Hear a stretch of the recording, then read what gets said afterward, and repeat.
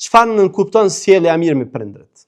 Sjellja e mirë ose birr el walidain është një koncept i cili është i papërkufizuar, i cili në fakt e ka vetëm një finish, e ka një përfundim aty ku preken ndalesat e Allahut te bareke ve teala.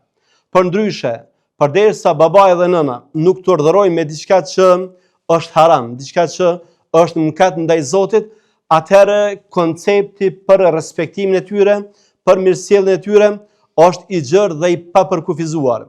E përfshin aspektin material, pra djali duhet më kujdes për babën edhe për nanën, e përfshin aspektin moral, duhet me qenë i sjellshëm me fjalë dhe me vepra, e përfshin edhe aspektin emocional, duhet që me sjelljet e tij mos me vepru diçka që mundet me lëndu babën ose mundet me lëndu nanën. Në rregull, neve na intereson pse gjithë kjo vëmendje për respektimin e prindërve. Cilat janë ato motivet, cilat janë shtysat, cilat janë shkaqet që neve na bëjnë me respektu prindrit deri në këtë nivel. Imami Ibn Kathiri, Allah mëshiroft, ka përmendur dy motive që janë teje të rëndësishme. E para është motivi biologjik. Ne jemi në këtë botë për shkak të prindërve tanë. Prandaj duhet me i respektu logjikshëm, apo?